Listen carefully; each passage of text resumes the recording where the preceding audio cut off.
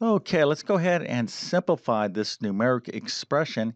And we do not want to use a calculator. Okay, of course, you just want to use that calculator in between your ears. But looking at this problem, a lot of you might say to yourself, well, this is pretty easy. I don't see anything too difficult here.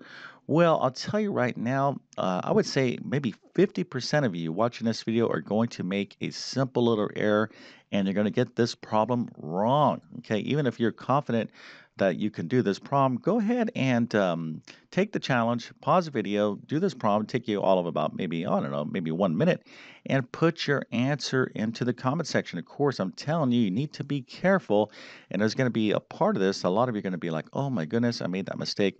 But anyways, we're going to talk about all of that in just 1 second. But first, let me quickly introduce myself. My name is John. I'm the founder of TC Math Academy. I'm also a middle and high school math teacher.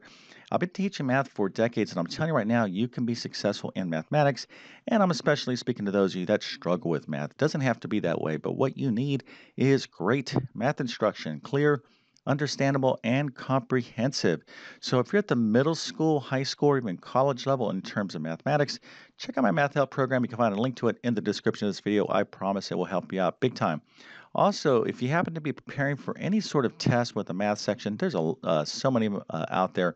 If you're going off to college or any sort of training program, you're going to have to take a certification exam, placement exam, entrance exam, things like the SAT, ACT, ASVAB, GMAT, GRE, teacher certification exam. I could go on and on and on. But anyways, I have a ton of test prep courses that can help you prepare and pass those exams. If you homeschool, check out my homeschool program for middle and high school mathematics. Won a lot of awards this year with that, so I'm very proud of that accomplishment. If you need a pair of great math notes, I'm going to leave links to my notes in the description of this video. But you got to learn how to be an awesome note taker yourself. That's really a critical part of learning mathematics. And if this video helps you out, don't forget to like and subscribe, as that definitely helps me out. Okay, so here is the answer, and let's see how well you did. And there you go. The answer is negative 24. So how many of you had this expression? Maybe you went into this problem thinking to yourself, I can do this, I can do this. And then when you see or you look at the answer, you might, have this expression. Either you're going to be angry. Let's kind of fix up that expression there. Or you might be sad. You're like, what happened? What did I do wrong?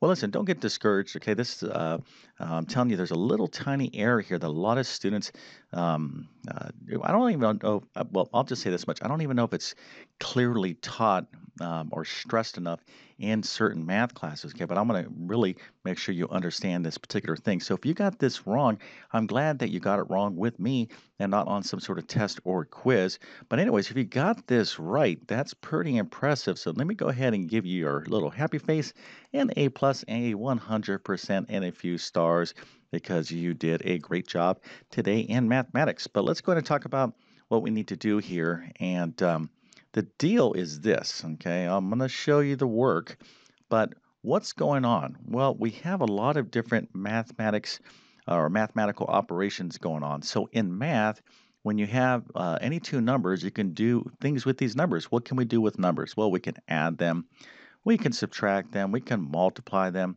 we can divide them, we can take powers, we can do all kinds of stuff. Well, these things here are called mathematical operations, okay? So these are operations, mathematical operations. And with these operations, order makes a difference, okay? We need some sort of direction on what do we do, okay? Do we multiply first? Do we add first? Do we know? Because you could do a problem and come up with all different answers depending on what order you do the problem in, okay? Which operations you do first, okay? So this is why we need to have what we call the order, okay? Order of operations. So if you're thinking order of operations, that's awesome. And the order of operations is kind of commonly referred to or thought of as this particular acronym right here, which is PEMDAS. There's this old little saying that goes along with it. Please excuse my dear Aunt Sally. But PEMDAS, that's what you want to be thinking about. The P stands for parentheses. Okay, so we'll talk more about that here in a second. The E stands for exponents or powers. Then we have multiplication, division, addition, and subtraction. So this is kind of the orders. I'm being a little bit vague about this right now because most students just like, oh yeah, I remember PEMDAS, and they kind of strictly follow it, but they oftentimes don't fully realize how it works. But I'm going to write this little PEMDAS up here, right here, PEMDAS, and now let's go ahead and evaluate what we need to do first. Well, the first thing here is P. So the P means do everything inside the parentheses. Well, we have two sets of parentheses here, here and here. So you're just going to think of these as two separate problems. So we have to do this individually, and then we'll do this individually. And then lastly, we'll kind of deal with these two results. We'll subtract them. Okay, so that's kind of the game plan. So that's what the P is. So now that we have that done, we need to go to the E. Okay, so the E is powers. Do we have any powers? Well, we have a power here, okay, but I'm going to focus on this parenthesis, then we'll get to this one here in a second, okay?